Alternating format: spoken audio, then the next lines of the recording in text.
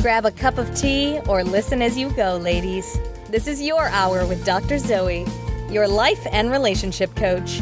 With encouragement, on-point insight, inspiring guests, health tips, and advice, Dr. Zoe helps busy women keep their mind in the game by redefining your superwoman. You're listening to The Dr. Zoe Show. Welcome to the Dr. Zoe Show, redefining your superwoman. I'm your host, Dr. Zoe. I'm a licensed marriage and family therapist with a doctorate in clinical psychology. I'm a life and relationship coach and a motivational speaker, and I can work with you virtually to help you get unstuck. My passion is helping women find that superpower, learn to embrace it, and then share it with the world. You can connect with me by texting the word JOIN to 38470 or go to my website at drzoeshaw.com. Today's topic is getting out of a funk. Simple as that. It happens to us all sometimes. So I'm going to talk to you about getting out of a funk. Before that, my superwoman win. This morning, I got out of bed and I went to the gym when I really didn't want to, and now I feel pretty darn awesome. Really, that's the only thing that got me to the gym is I knew I would feel awesome afterwards. So if you're struggling doing something that you know is good for you, but you just don't feel like doing it, focus on the outcome. Don't focus on the process. Just keep your mind there on the outcome, knowing that it's going to feel so good when you get it done. That's my little tip for today. So my fail, I think it's impossible to pour every single bit of knowledge that you have into your kids, but of course we try, right? And I think everybody probably has one of those, why didn't my mother teach me this kind of moments? I've certainly had them over my lifetime. So my fail is that I neglected to tell my son exactly what he should do if he ever got in a car accident. Now, I paid a lot of money for driver's ed. I also paid for private driving lessons, and maybe my assumption was that somebody would tell him that. Maybe they did, and he was zoning out during the class, but somehow he didn't get that knowledge. And my son had a car accident. He's fine, which is awesome, but he had his first car accident and didn't even know what to do. And he called me after he let the guy go without getting any information. So that's my superwoman fail. It's really my fault. I was frustrated with my son and he's like, I didn't know. And I'm like, I know. I didn't tell you. Why? I remember I told him before he started driving, we talked about all different kinds of scenarios. We talked about what to do if a police calls you over. We talked about what to do if your car breaks down, but somehow I neglected that one. And so there's my fail as a mama. Long story. Fun with insurance, trying to get that taken care of, but it happens. So today the topic is how to get out of a funk. So funk is not the same thing as a clinical depression, although believe me, it can feel like it. There are definitely differences, and I won't completely go into that today, but you know what a funk feels like. Something happens in your life and you just feel like crap, and you're just kind of, you get that little dip in your mood, sometimes a big dip in your mood, depending on what happens.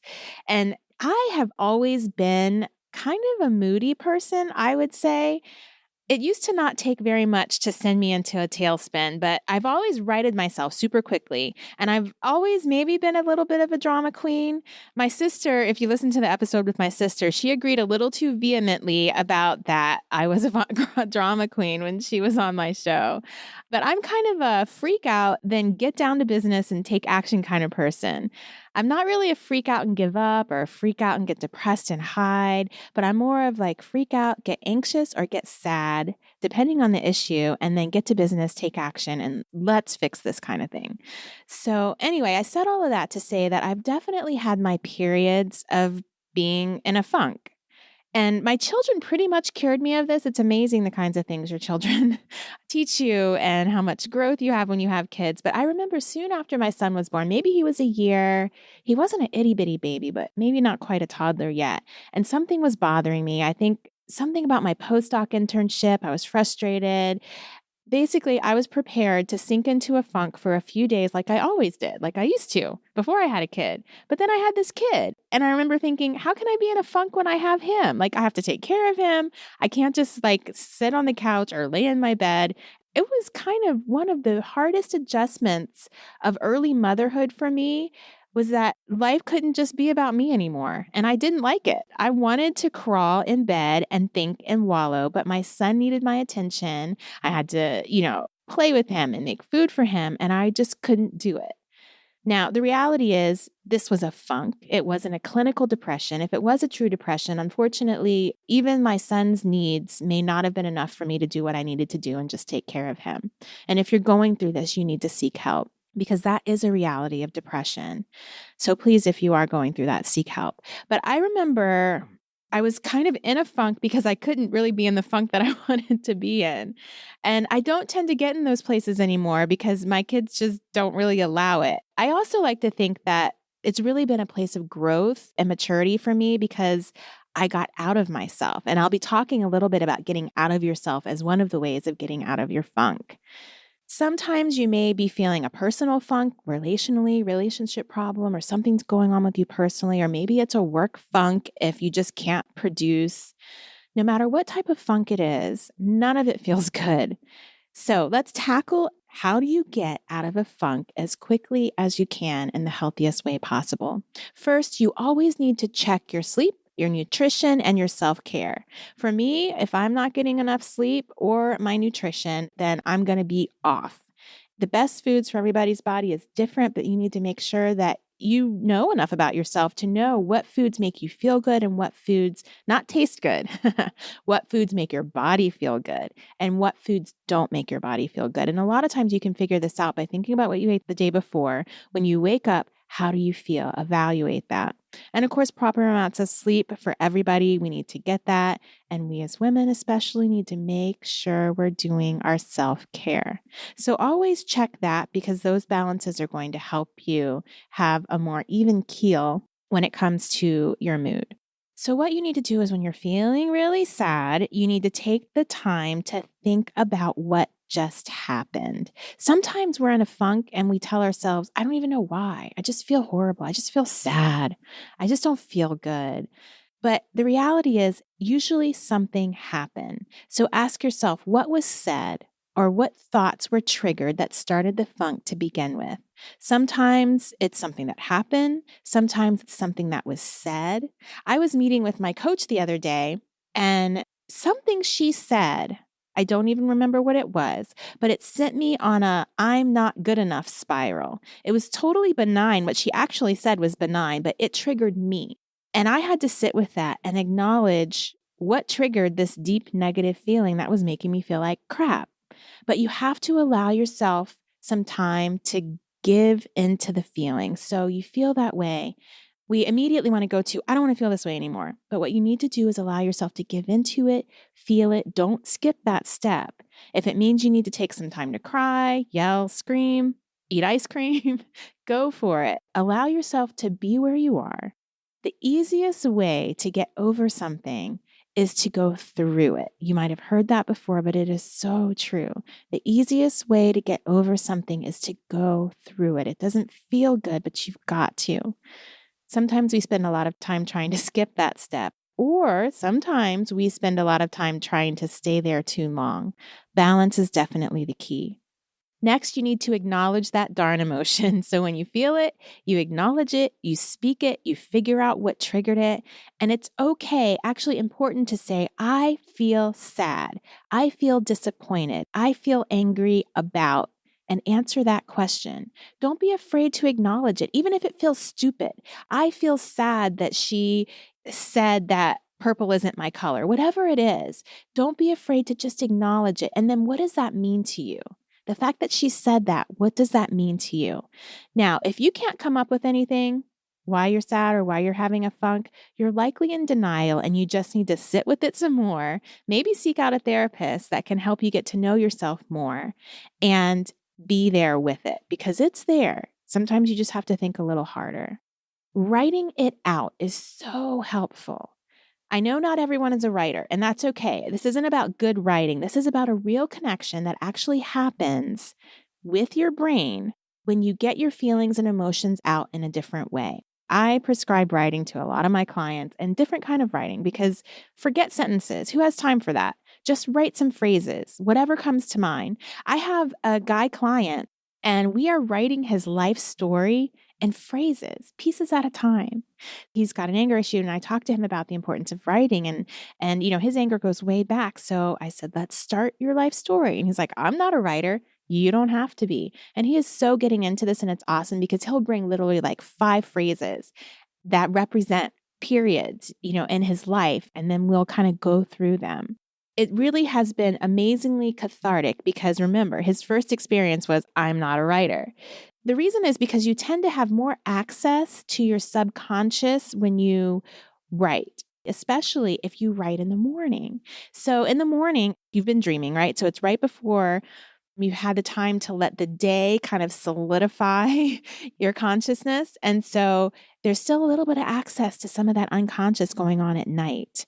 But once the day moves on, your subconscious thought process goes underground a little bit. So there's definitely some benefit to writing first thing in the morning if you have the time to do that. Next, you need to move your body. Remember my win. I didn't feel like it this morning, but I did it. And it's even better to move and talk at the same time, especially if you have something you need to get out. So the last thing you should ever ask yourself when you're in a funk is, do I feel like doing it? Of course you don't feel like doing it. So don't bother asking yourself. The answer is going to be no. Just go straight to, I'm doing this and this is what I need to do. Just do it anyway. And check your self-talk. Nothing can bring us down faster than our inner critic. I personally don't have any psychotic disorders, but I will fight with my self-critic, literally sometimes out loud if nobody's around. I prefer to talk to myself out loud when nobody's around. And I will actually ask myself, are you going to let her talk to you like that? Because if my inner critic were someone else, I wouldn't tolerate being spoken to that way. I wouldn't. So you need to ask yourself, are you going to let her talk to you like that? Be your own protector. Rush in and tell yourself she's wrong. And this is why. Remind yourself of all the positive things that you can think about regarding your situation. You've got to check your self-talk because our self-talk is really what spins us down that spiral. Be nice to yourself. Treat yourself as well as you would treat a stranger, as well as you treat those that you love. Next is get touched. Your body needs touched. Or get some body work done. Get a massage. Ask your spouse to massage you. We hold our tensions in our tissue, in our body, not just in our brain. And releasing them in our tissue helps to let go of them in our minds. So get touched. In whatever way you can, go get a pedicure with a nice leg and foot massage. Or like I said, ask your spouse, but make sure that you are getting touched. And you need to get out of yourself. I can't say that enough. I talked about how my kids help me get out of myself. But research has shown that doing charity work, doing for others, giving actually treats depression, reduces it in already depressed people, and it increases mood and gives people a sense of self-worth in non-depressed people. So you must give to others, be kind to others, find someone or some charity that you can help. It's one of those gifts that definitely does give back. But even if it's not charity, it's really getting outside of yourself, looking at other people, getting social, even when you don't necessarily feel like it. When you get out of yourself and you're thinking about other people and how you can help them or what their issues are, it really takes you to that next level. Because otherwise, when you're isolating, when you're only thinking about yourself, it just brings you down. Finally, express gratitude. Now, a lot of people don't like this one. Because when you're in a funk, the last thing you want to do is really a lot of the things I'm telling you to do today. But the last thing you want to do is express gratitude. It's hard. And I ask a lot of my clients to do this. And usually their first answer is, I can't find anything good about this situation. And okay, I get that. But when I push them and when they go ahead and they think a little bit longer, they begin to find it. They'll start to find good in either the situation, how they handled it, what they're learning, or what others can learn, or what positive thing the situation is pushing them to do in their life. So it's not easy. Once again, don't bother asking yourself if you feel like it. Just do it. Express gratitude, because just like helping, when you're bringing in those positive thoughts, it changes your brain chemistry. So there you go. If you're feeling sad right now, start taking some steps. If not, maybe save this episode for the future, for a future time that you're feeling sad or you're having a funk. Nobody likes being in a funk. It feels funky, but it also won't last. You've got this. So it's time for my health tip. Remember, our bodies and our minds are intimately connected. We can't have health in one without health in the other. And that's why I have an occasional health tips segment. And no comparison. Always stop the comparisons, ladies. So today I'm going to talk about Epsom salt. I don't know how much you guys know about Epsom salt. I heard about it or used to hear about it a lot when I was young. It was like the thing that my grandmother was like, it seemed Epsom salt cured everything. Anything that was wrong with you, go take an Epsom salt bath. I just kind of always associate it with old people or kind of like a old wives' tale. But I actually started doing a little bit of research about Epsom salt and imagine this. They were right. Now, it's not the cure for everything, but Epsom salt has two main things that are really good for our bodies. It's magnesium and sulfate. And studies have shown that magnesium and sulfate are both readily absorbed through the skin. So that makes Epsom salt baths an easy and really ideal way to get those benefits. So magnesium, it plays a big role in the body, including regulating the activity of like a ton, like over 300 enzymes, reduces inflammation, which is so important when it comes to our cardiovascular health, our joint health. It also helps muscles and nerve functioning. It helps to prevent artery hardening. And sulfates help improve the absorption of nutrients. It flushes toxins out of our body, and it can help with migraine headaches. So the benefits then of using Epsom salt is that it eases stress and relaxes the body. It relieves pain and muscle cramps. It can help muscles and nerves function properly. It can help prevent hardening of arteries, like I said. It helps make insulin more effective in your body, eliminates those toxins.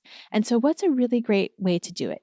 Run a warm bath, take 2 big cups of Epsom salt, which you can get pretty much anywhere. I get half my stuff on Amazon these days, and soak in it for at least 15 minutes. And do that a couple of times a week. And that's a physical self-care. The bath can be an emotional and mental, psychological self-care. So there's my tip. Try some Epsom salts. So now it's time for Real Talk. This is Real Talk, where I answer questions from my listeners and I share my own musings and encouragement. So please reach out if you have some questions you'd like me to address on the show. All questions are anonymous. I take your confidentiality seriously as if you were my own client. You can email questions to zoe@drzoeshaw.com or connect with me on any of my social medias. And this question was curated from my column at thegritandgraceproject.org. And you can always submit questions there or directly to me. So this question is from the Exhausted Juggler. Boy, I totally relate to that. Trying to juggle it all. I have frequent days that I feel as if I'm center stage juggling family, work, home life, the needs of every human in my life, all dependent upon my next move with the entire audience waiting for me to drop the ball. I love how she paints that picture. I want to prove them wrong that I can handle every demand placed upon me with a smile on my face, never breaking a sweat. But I'm tired of the demands, expectations, and fear that I may not be able to do everything everyone expects. I need time for me, but am I being selfish? Is it wrong to think of myself? What's stopping me? Will everyone survive if I step off the stage even for intermission? I'm looking for some perspective because I'm just too busy to find it myself. That's a great question. You are not the only woman who has bought into this lie of the century. You are actually the very reason why I have this podcast. This whole concept of Superwoman, this whole concept of I have to do it all. If you listened to my podcast last week, I already forget the name of it, something about Superwoman or are you just a super martyr? It is a reality and you've got to stop. So stop for a moment, just a moment. And I want you to actually re-listen to the question you just asked me. Listen to what you tell yourself about who you are and who you ought to be and what you imagine other people expect from you. Stress is actually not created by the things that we carry. Listen to me. Stress isn't about all the things we have to do. And research has shown that it's not the events that happen in our life. It's not all the stuff we have to do that creates stress. It's the story that we tell ourselves about them. And honestly, I'm feeling kind of tired just after reading your question. And if that's what you're speaking to yourself every day, no wonder you're exhausted. So from one busy woman to another, let's clean up your self-talk. That's what is stopping you. That's what's making you feel so drained. Changing your self-talk is the most effective and easiest way to change how you're feeling because you speak to yourself more than you speak to anybody else, and you speak to yourself more than anybody speaks to you. I say it all the time because it is a truth. And that means that you are your biggest influencer. So you can reframe your thoughts by making a list of all the negative things that you say to yourself. And then start a process, and you can figure out those things just by listening to what your question was. And then start a process that we call refuting and CBT, which is cognitive behavioral therapy. Restate those negative thoughts in a more positive light. For example, everyone's waiting for me to drop the ball. Man, that feels like a lot of pressure. Maybe you can reframe that into, I've worked hard to become a great leader, and a lot of people are looking up to me, but I'm still me. And I'm going to do the best job that I can. And if I fail in some way, or if I don't reach that mark, I know I've done the best job that I can. The fact that you're fearful of not living up to yours and, of course, what you imagine to be everybody else's expectations tells me that you are passionate. You're passionate and you really value what you're doing. You're walking in your purpose, and you just need to trust that everything that you're doing is going to work out, that God's got this. When we're stressed and we're struggling and we're juggling a lot of balls, sometimes we forget that we have to enjoy this journey. We have to sit back as we're going on the journey. It's not just about where we get. It's not just about the destination. It's about how we get there and our health along the way. So you need to make a regular practice on your calendar. I talk about this all the time. Whatever is important to you, you need to put it on your calendar, where you take a few minutes to reflect on how far you've come, where you are now, and all the positive, wonderful aspects of your current journey right now. Also, regularly evaluate your priorities. So you got to make sure that all of your activities that you're doing right now, especially since you're in the thick of it in a really busy place, all of your activities should point back to your priorities. So always think that, does this activity, is it in line with my priority? If it isn't, let it go, period. Let it go. Maybe you can do it another time. Maybe you never need to do it. But if it isn't pointing back there, let it go. And yes, you need some time for yourself. Your family, your work, and all the roles that you juggle need you to step off the stage for intermission. And I have the same issue. When we take time for ourselves, we feel guilty. They need us. You have to change that script. Your family needs you to take care of yourself so that you can take better care of them. What if you told yourself that you don't have time to stop by a gas station because you're going to drive 100 miles on an empty gas tank and you don't have time to stop?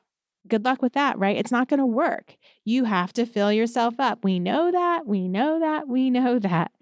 Your time is not even just luxury time. It's necessity time. So recognize your lies for what they are. You've got this. It just takes a little grit and grace. Thanks for tuning in to the Dr. Zoe Show. New shows go up on Tuesdays. Subscribe so you don't miss a show. If you're interested in coaching or therapy, or you just want to get a little more help, go to my website at drzoeshaw.com or any of my social medias at the handle Dr. Zoe Shaw. Join my free newsletter by texting the word JOIN to 38470. I look forward to speaking to you wonderful ladies on social media throughout the week. Have a super week. You've been listening to The Dr. Zoe Show, redefining your superwoman, with your host, Dr. Zoe Shaw. Don't forget to sign up for her monthly newsletters to get encouragement, tips, and skills for keeping your mind in the superwoman game. Connect with her now at www.drzoeshaw.com. Tell your friends and subscribe to her podcast on iTunes. Join us next time for another edition of The Dr. Zoe Show.